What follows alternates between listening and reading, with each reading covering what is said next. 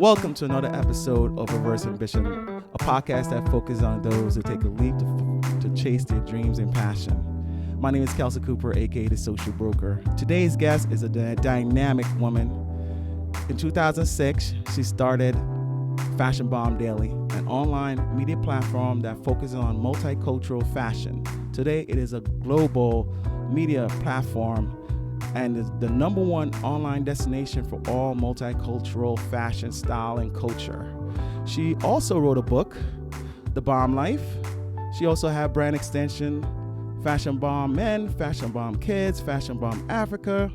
She does her events, Convos with Claire events, and she does public speaking and hosting everywhere.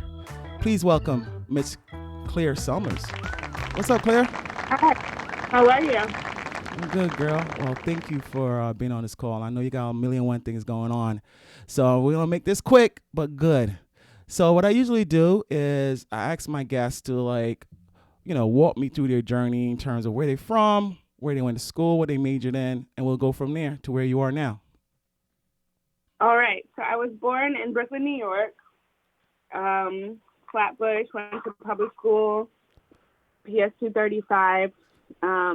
At age 9, my family decided to move down to Atlanta, Georgia. Mm-hmm. New York was getting a little too hot. And so I went down to Atlanta and grew up there. Went to private school in Buckhead, and then eventually I went to Harvard University.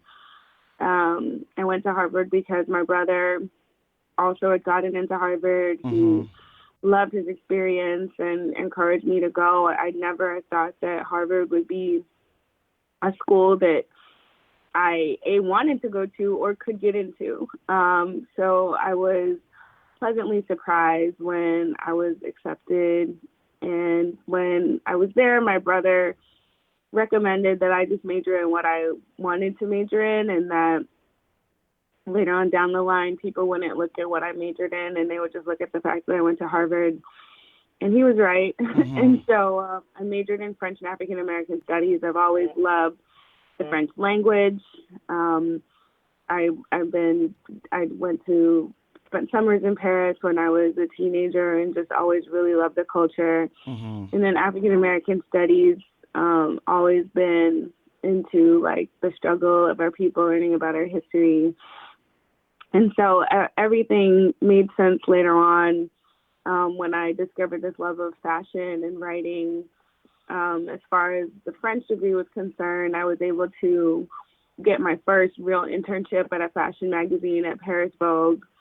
And so me speaking French fluently really came in handy when I wanted to dive headfirst into fashion. And then African American studies came in handy because our site does focus a lot on Black people, people of color, people of African descent, and really we are a diverse platform.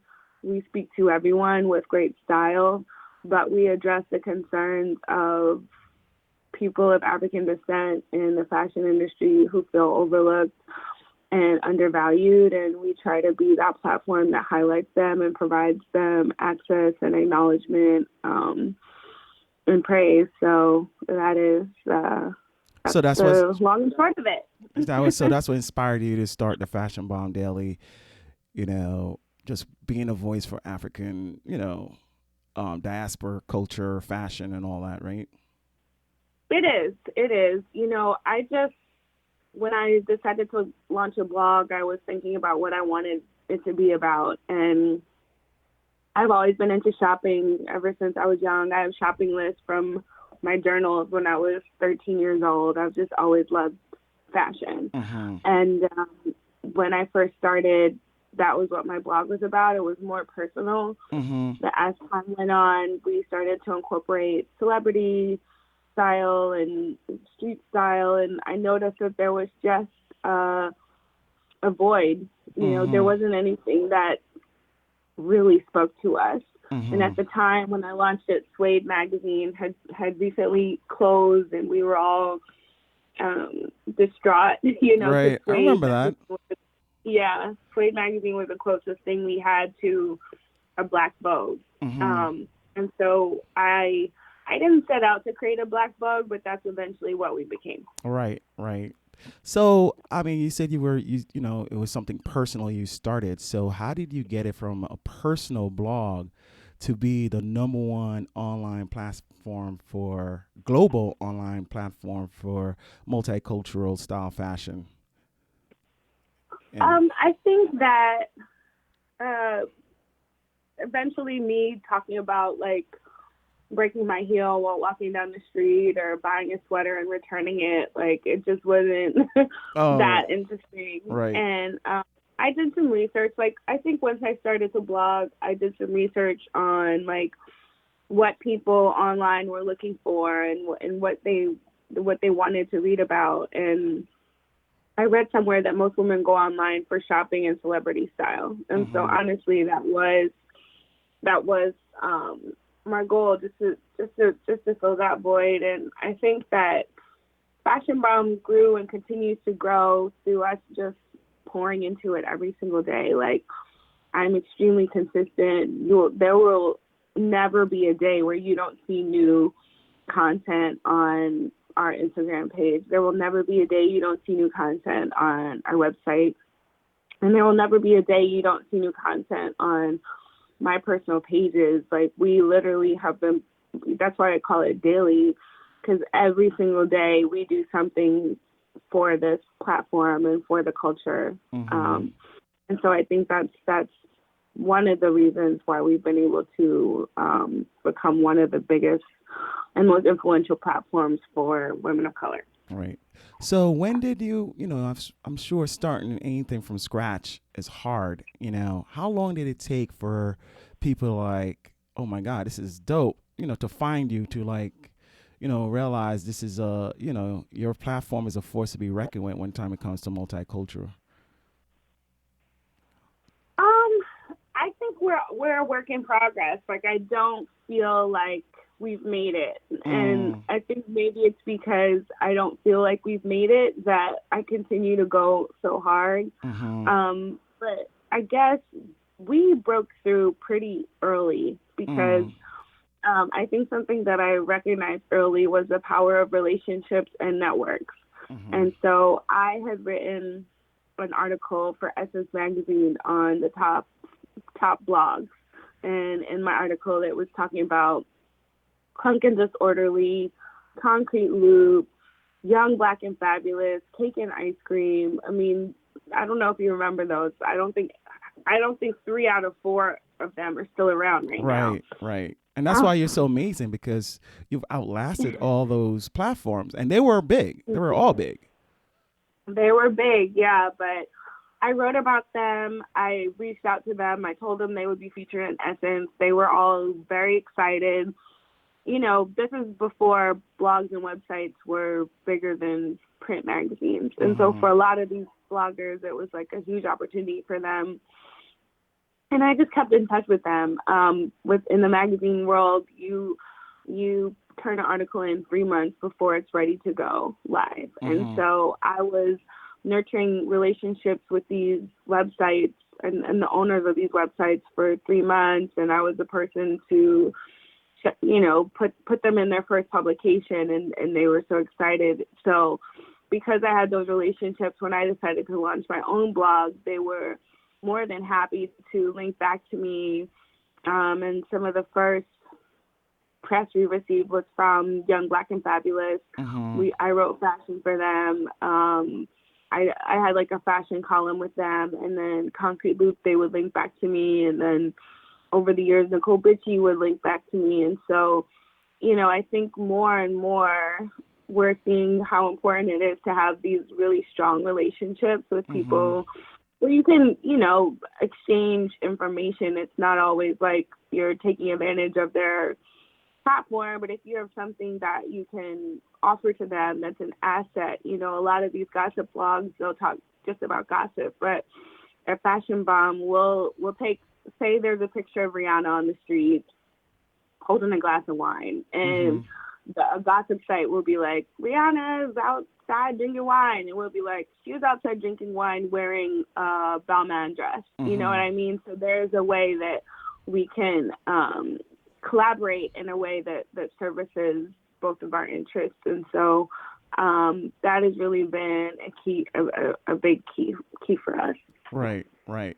So you were blogging by yourself. When did you, get a team together to kind of help you scale? How long before you did that?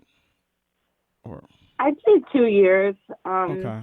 We started in 2006. I had my first internship contest in 2008. Mm-hmm. And it's really like a work in progress. Getting the right team.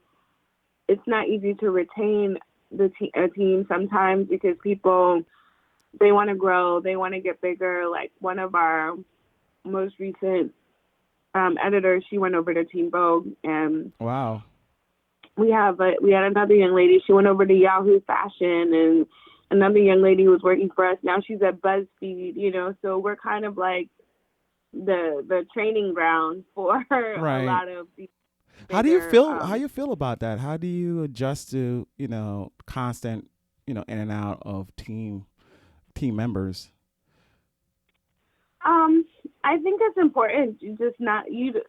One of the popular phrases is there are no feelings in business, right? Mm-hmm. Mm. And so even though you might feel some sort of way about it, it's just business, and Right. you're like, oh, okay, they're leaving. Okay, who can we find to replace them? Right. And then get it down to a system where it's easy for people to replicate. It's like the McDonald's system. Not to say we're at the McDonald's level yet, Mm-hmm. but if you watch the movie The Founder and they're like, okay, this is how you do it, and you automate, and one person puts the patty on, and one person puts the lettuce, and Mm-hmm. one person puts the pickles, and that's how we do it fast. Getting a system together. And now with people who join our team, we have them run some of our smaller sites before they're able to come to the big dog, the Fashion Bomb Daily site. But Mm-hmm. it takes a lot. It's a lot of training and Right. a lot of people kind of messing up, Right. like as you saw with our phone call, I'm like, I'm supposed to be doing this phone call, but you're here messing up what I told you to do. So it's about like delegating and being crystal clear and then getting the right people. But, I think that it's just part of running a business. And Mm-hmm. a lot of times we don't realize what it takes to scale. Like all we know is that we want to be big, and you don't realize the sacrifice or how much, not just the sacrifice, but what that takes. Right. And it definitely, I'm learning it takes having a not just a team, but a good team, and a team that understands the bigger mission and wants to do it, not just for the money of it or not just for the exposure of it, but because they believe in it. Right. And that, we're all works in progress. Right. Right. So you have to have a lot of patience and just a lot of patience with people, your team members, and so forth. You do. Have there been times where you're like, they wear on your patience, like, Of course. oh, Of course. Yeah. And it's also good I have a business partner now who might be, it's like maybe speaking to people is not your strong point. mm-hmm. So you can get somebody who, can talk to them and speak calmly. And, I think it's always important. One of my favorite books, my brother gave it to me. It's called How to Be CEO with Jeffrey Fox, Mm-hmm. by Jeffrey Fox. And one of the chapters, it says, never send a nasty memo, right? So you Mm. never want to send an email or a text or a DM where somebody can screenshot it and be like, Claire's crazy. You know what I mean? So Right. Right. you avoid saying or writing down things in the heat of the moment or when you're emotional. And also, if you get emotional, take a full day. It's the same thing with social media. Like, you'll never see me write anything crazy or say anything crazy on social media. Take a day to think about it and to calm down, and then you respond. And always, like, consult with people. Like, I consult with my mom, I consult with my business partner, and I'm like, so what do you think about this? Right. But I think as we've grown, I've grown a lot as a leader. I've had to grow a lot as a leader, and and learn how to delegate and how to talk to people and how to reward them for doing a good job and things like that. So of course there are moments, but it's just part of it. It's just part of doing business. And if you love it, then you'll take the good, you'll take the bad, and continue to move forward. Right. You mentioned your mom, your business partner. Those have been your support network in terms of, because no man is an island, and you are the face of your brand, and you are Fashion Bomb Daily. You are Convos with Claire. So you seem to have. Do you have like a strong support network that you lean on a lot, other than your mom and your business partner? Yeah. My brother is still there. My brother. My brother. A lot of people, when they hear I went to Harvard, they're like, "Oh, did your parents? Were they really on you when it came to your schoolwork? And were they really strict?" And my parents were not, but my brother, oh my God, my brother. So he's still out whip for you. He's still like, now you effing up. He tells you when you're messing up. He tells you when you need to like get your shit together, stuff like that. Oh yeah, yeah. And now my brother's involved. Two of my brothers are involved with my business. My father. It's become like a family affair, Wow. And I think it's been one of those things where I don't think my parents and probably some of my siblings haven't always understood what it is that I do. And so they're like, "Oh yeah, that's cute. She has a hobby. It's a hobby. Whatever." And so now they're starting to understand. Now, after all these years, they're just now starting to understand your business? Yeah, I mean, they still don't. My dad is like, "Oh, he's like, you just want to dress up all day and you don't want to work." And I'm like, "This is work, Dad." Wow, right. Don't get it. Parents just don't understand sometimes. But that said, they are supporting. They're being super supportive of me, and so that is how I'm able to function as I am. I know that some people might look at me and think it's a one-woman show, but it is not. And we're growing, and I think it's also taken me time to be willing to let go of some. How hard was that? How easy or hard was that for you to like let go your baby and like delegate and all that? It was hard, and a lot of times, I had to have my business partner kind of talk me down because I'm very much I'm a bit of a perfectionist, and especially when it comes to writing. Like, writing is my first love. A lot of people don't know that, and I don't really get to write that much because I'm doing a lot of other things. But little grammar things will drive me crazy. And I remember one of my writers, she wrote something and she didn't do apostrophe S the right way, and I was crying about it. And my business partner was like, "You're really crying about an apostrophe S? Like, are you serious right now?" And I had to just be like, even though I care a lot about the English language and I read Strunk and White's Elements of Style, and I read on Writing Well, like, this is something I really studied. Most people who are reading captions on Instagram don't give two cares about an apostrophe S. Right. And most of them don't even read the caption. Like, we've had it before where we're like, "This dress is $300 and you could get it at Target," and they'll be like, "Where can I buy the dress?" You know what I mean? So it's just like, Claire, you have got to calm down, and just understand that not everything has got to be perfect, and you have to just trust people. You gently tell them how to do it the right way, and then you just move on, because I can't elevate to the level where I want to if I'm here nitpicking over apostrophe S's. Like, really, like, I have to keep my mind space clear to do other things. Right. So. Seemed like your business partner has been crucial in terms of, you scaling. How long do you have your business partner? How did you meet your business partner?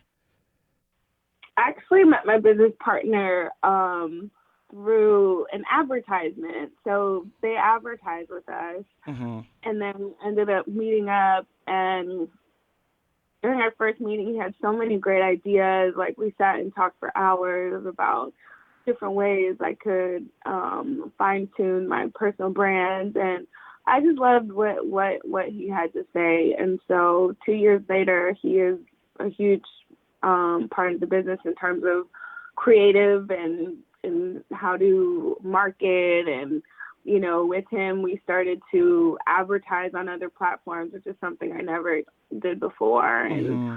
advertise myself and do the book Claire Sulmers post that sometimes I'm like, I don't know how I feel about this. All But you right. do it, you put yourself out there, and then you're booked.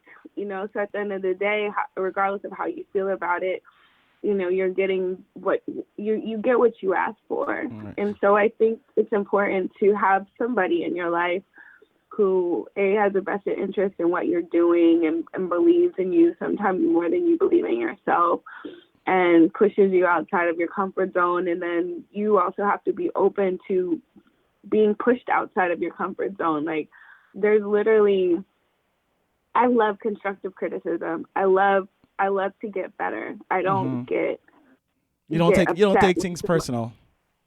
I do not take anything personally, and I'm always open to improving and being the best version of myself that I Mm-hmm. can be. And so I think for anybody listening, just try to find that person. And a lot of times I hear people say, I don't want to have a team, I don't trust them. Maybe they've had some bad experiences, but it's like with anything in life, whether it's an accountant or a publicist or a hairstylist or whoever you might have on your team to help you, like, Mm-hmm. you might not get it right the first time, Mm. and that's okay. Right. But that doesn't mean give up on it completely. Just keep going until you find the right fit. Right. So, I mean, you're going as if you started this blog or this media platform yesterday. What keeps you going so hard? I mean, you really go hard, Claire.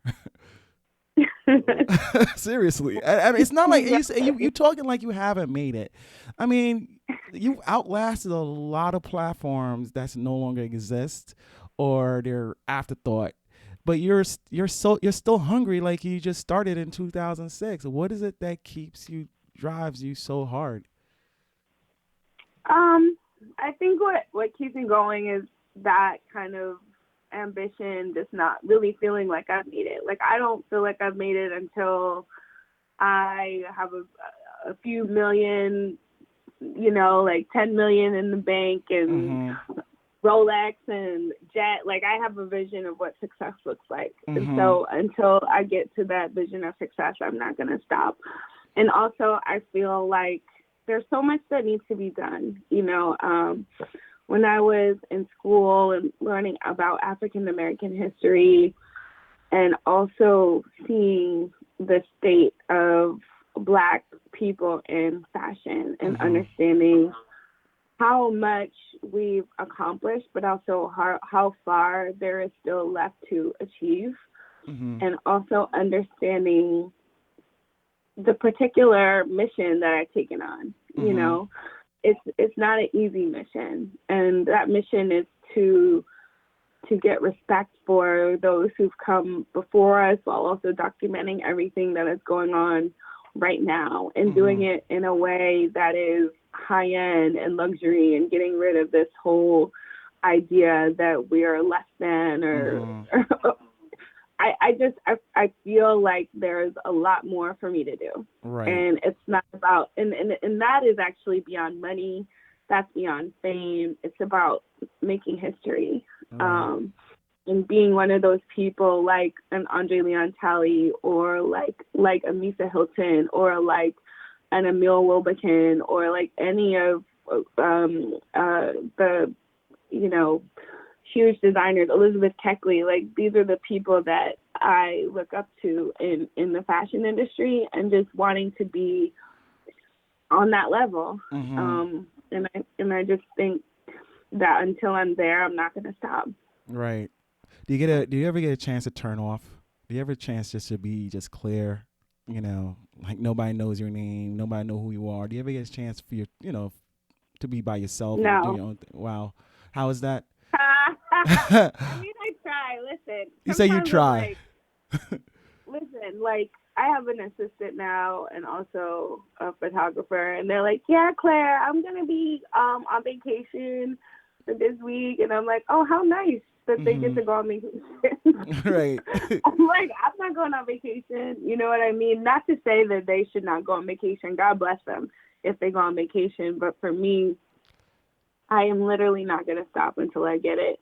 And like my work is fun, so that's Hmm. a good thing. It doesn't really feel like work to me. Like Hmm. we just were in Atlanta for Combos with Claire, which was really it was a feat to accomplish. Hmm. Especially it was hot in Atlanta. I was doing all this manual labor, but I also got a chance to because my parents are down in Atlanta. And so are my best friends from high school. So I was able to spend time with them. I was able to go to my friend's wedding that I normally wouldn't have gone to. So even though it's like a lot that goes into producing these events, there are those moments or days where I can just sit there and talk to my dad for 3 hours, Hmm. you know? Right. Um, I definitely need a spa day, right? So I'm going to Just try a to get that day? in. Just a day? Yeah. What was the hmm last day you took official vacation? Um, it's been a while. Wow. I can't remember. I cannot even remember. Wow. And you've been at it since 2006, Claire. No, I know. Right. Yeah, I just don't. When your dreams are so big, obviously don't burn out, right? And Exactly. one of my colleagues in Atlanta, he was like, "Did you eat?" Right. He was at the event, and he was like, "Have you eaten yet? Like, you need to sleep?" And I'm like, "No, I haven't eaten anything, but yeah, I'll sleep later." You know what I mean? So Right. I make sure that I can sleep in. Today I slept in. Okay. I slept in till like 11:30. Right. So I do have those moments where I make sure that I get my sleep. I definitely get my sleep on. But I just feel like vacations are a reward for a job well done. Right. And I've done a good job, but I just, we dealt with a bit of a setback last year. Instagram was disabled for, I think, 8 months. And so all this year, it's been a process of rebuilding from that and getting back to where we were before this happened. Right. So I just feel like there's a lot of catch up that I need to do and just a lot that I need to do. So hopefully I'll go on vacation soon, but Right. for right now, it's not in the foreseeable future. Do you have do you have like a significant other that kind of keeps you grounded, or, how to have being an entrepreneur affecting your personal life in terms of, you know, that's don't have nothing to do with business, just, just you and your family and your friends. How have that really impacted? Is there is that a sacrifice you had to make, or? No, I think a lot of people think I'm single, but I'm not. Oh, you're not. Oh, okay. You hear it first here. Oh God. Oh God. Awesome. Awesome. In my life, and I do like I'm not one of those people that's like F a personal life and I don't need no friends. Like no, I'm a very like friendly person. I've had relationships and friendships with the same people since I was like 12 years old. Oh, Like I'm okay. extremely loyal when it comes to um, friendships, and so I have really great, strong friendships. And I date, so but I like to keep all that stuff off of social media. I know Mm-hmm. that some people share flagrantly and Overshare. openly, but I'm just like I don't make any mistake about it. Like Instagram for me is about business, Mm-hmm. and so I'm not gonna post anybody that I'm dating or even my family sometimes. And a lot of my friends are not even on Instagram. They're like, Mm-hmm. oh, Instagram, that's cute. You know what I mean? So I just like to keep it separate. And I don't know. I'm just one of those people that want to separate, business from personal. So Right. Well, yeah, you've done a good job because I mean, all I've seen is clear, clear, clear, clear. I'm like, how does she keep going? So you seem to have like a well-rounded life, even though you're going so hard as an entrepreneur. definitely well-rounded. Okay. Hmm. So, marriage in the future? I Sorry. do hope so. I do have baby fever. Fashion Bomb Kids gives me baby fever Okay. all the time. I'm like, Okay. oh my God. Okay. Well, you sound very Well, happy. You sound very, driven and focused. What's next for you? well, that's a good question. I really want to move to LA. I've been talking about it for months, if not years now, and I want to make that happen soon. Working on a second book, Oh, also wow. working on TV, Mm-hmm. finally getting that TV exposure. There's been so many discussions about it over the years, and I feel like 2019, 2020 might be that year that I kind of make that television debut. So Okay. stay tuned. I see a lot of people moving to LA. Is there a specific reason why LA? I think that LA is experiencing a Black Renaissance, with Wakanda, with Insecure, with Blackish, with kind of like the success of so many all Black cast TVs and TV shows and movies. I just think that the time is really now to benefit, and I think Hollywood is open. Like they've kind of gotten rid of that whole age old belief that Black doesn't sell. Mm-hmm. And so I think it's about striking while the iron is hot, and understanding that there's an open field right now out there for creatives of Mm-hmm. color. Mm-hmm.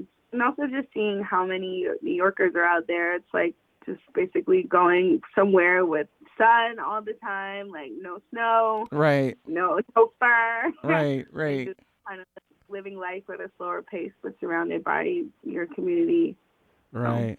Right. hmm Well, is there any advice that you want to offer anyone who's looking to follow their heart and passion, whether it be in fashion or whatever? Is there any one thing or two things you want to, advise them to do in terms of, taking that leap to make it happen? um, it's interesting you asked me that because I just wrote something on thebomblife.com about that. But I always say to keep going. One of my mentors, she always would say, keep on, keep it on. And what I wrote about today on the Bomb Life was just that sometimes we'll put our best effort forward and we might not get the response that we want, but we shouldn't be discouraged if that happens. Just keep going and keep building upon what you have created. Like Beyonce wasn't built in a day. Oprah wasn't always who she is. Like we don't see those times where they might have performed in empty arenas or they were booed or something like that. You know Mm-hmm. what I mean?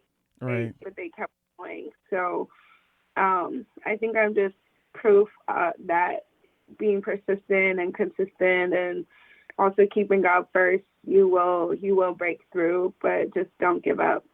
Awesome. That's awesome. Well, Claire, Yeah. thank you so much. You've dropped a lot of gems and you shared some really amazing experiences on this podcast. So thank you so much. And I wish you, lots of luck. It's not even luck because I think you've been grooming for so long for greatness. So I'm excited to see where things goes for you and your company and your business partner from here. So, and I wish you amazing luck. Thank you. I Thank you. appreciate you, girl. Thanks. All right. Bye-bye. All right, bye. Thank you all for tuning into Reverse Ambition Podcast. It is really a pleasure sharing these amazing journeys with you. It may take some time for you to find your purpose and realize your dreams, or for your purpose and dreams to find you. When it happens, don't be afraid to pursue them. Be more afraid if you don't. Trust God, Trust your journey, and most important, trust yourself, and it will all work out. Until next time, I am Kelsey Cooper, the Social Broker. Thanks again for listening.